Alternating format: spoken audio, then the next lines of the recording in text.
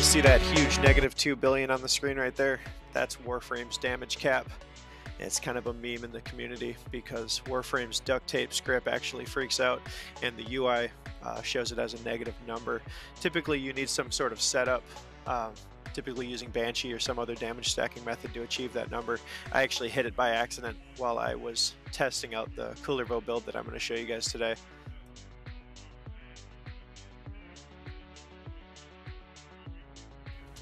Alright, so this is the build. It's a pretty standard Nourish Kullervo build. It's pretty common for people to put Nourish on their Kullervo. That's not anything new. What my build does a little bit differently is you can see I stacked a ton of power strength on it. And it does have completely negative efficiency, but that's not a problem because Nourish and Energy Nexus are going to take care of all of your energy issues to the point that you don't even need Arcane Energize. And as you can see, I'm not even running that. I'm running Arcane Fury over here just to increase that melee damage even further. I'm running Molt Augmented for even more power strength. I think he gets up to about 420, something around there at full ramp. And you're going to look at this build and you're going to say, oh man, I don't have any Umbral Forma to use on the build. You actually don't need any Umbral Forma for this build at all. You can Forma this slot here for Blind Rage. When I did the build, I was still kind of messing around with it and I didn't know what I wanted to put where. I knew I needed Umbral Intensify, but I did not know if I was going to use Blind Rage. So I ended up putting that Umbral Forma on there. But don't be dumb like me. Put a V slot in there and socket in Blind Rage and you don't have to use one of your precious Umbral Forma. There's also a couple of options here for his survivability. If you want to, you can put in Rolling Guard. That's actually what I used to have in this slot.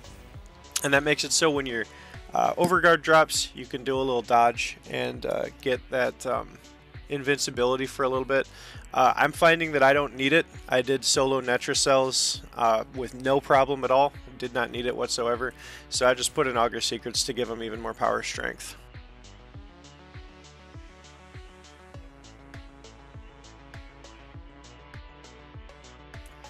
For Archon Shards, as you guys can see over here to the right, I've got 5 of these purple Archon Shards. These are made by combining a red and a blue Archon Shard together.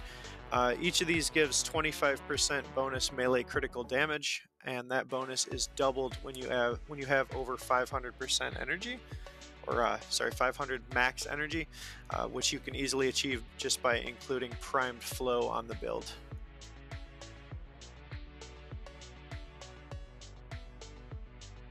And the weapon I'm using is Hate. And might be a little bit of a weird pick, I know, but I really like the Incarnate Hate for a couple different reasons. It is very strong, and it does a ton of melee damage, and it also does some projectile damage when it's in its Incarnate form. So I've got it built like this. I do have a Riven for it, but this is a strictly utility Riven. It just adds a little bit of combo duration, additional combo chance and attack speed. If you don't have a Riven for it, just put on Fury or Primed Fury. Let's see, where is it? Right there. Just put on Fury instead, and this will be your build. Now, I'm using melee exposure on this build. Does not need to be max rank. Basically, the idea is you don't put any elements on the weapon itself. You just want this to be as high base damage as you can possibly get. You want to get your critical damage up as high as it can be, your critical chance up as high as it can possibly be, and then you're going to get all of your elements through the Incarnate form, and through melee exposure, and through Nourish. So Nourish is going to give you viral damage, melee exposure is going to give you corrosive damage, and then the Incarnate form of the weapon is going to give you fire damage. And all 3 of those is going to help to prime the weapon and help out Condition Overload to hit even harder.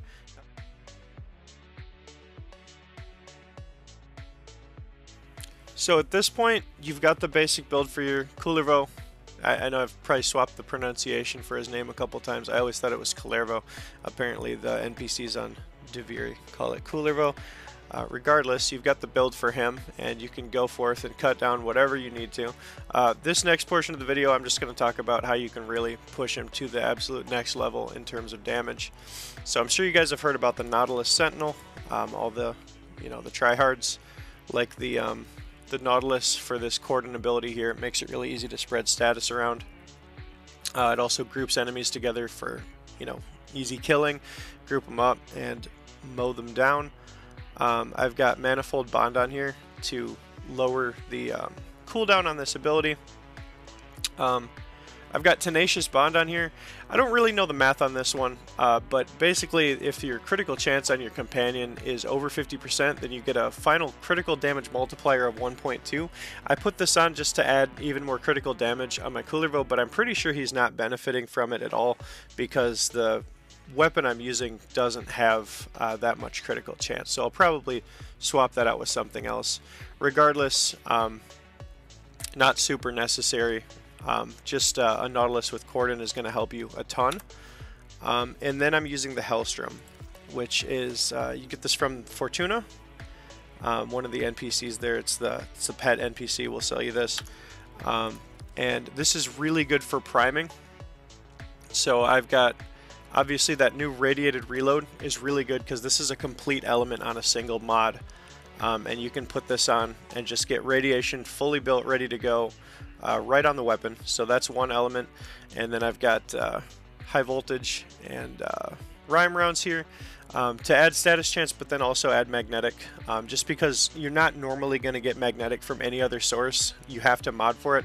And that just having that kind of weird unused damage type on there is really going to help with that condition overload, because like I said, you're just not going to see magnetic normally, so putting that on is going to help.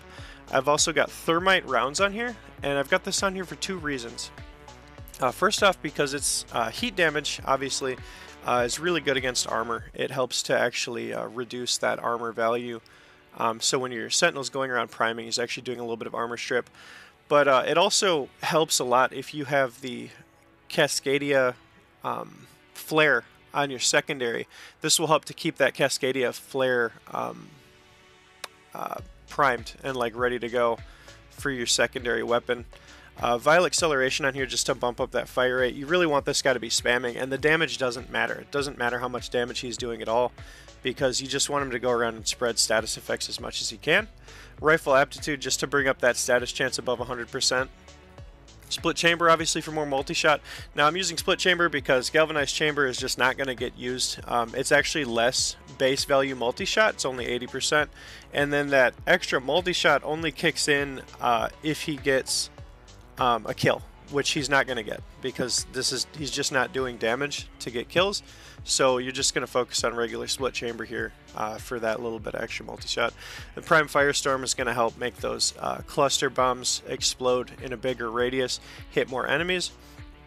Now what's really important about this build here with the Nautilus is this mod right here, this Duplex Bond. Every time you use 100 energy, he's going to clone himself up to 3 times. That clone lives for 30 seconds, and he'll go around and shoot people with that Hellstrom and do even more priming. And that's pretty much it for the build, guys. If you've made it this far into the video, I thank you for watching. I also ask that if you found this video useful or helpful to you, that you do the standard YouTube things, you know, like and subscribe and share it around with your friends. And I'll hopefully see you again on the next one.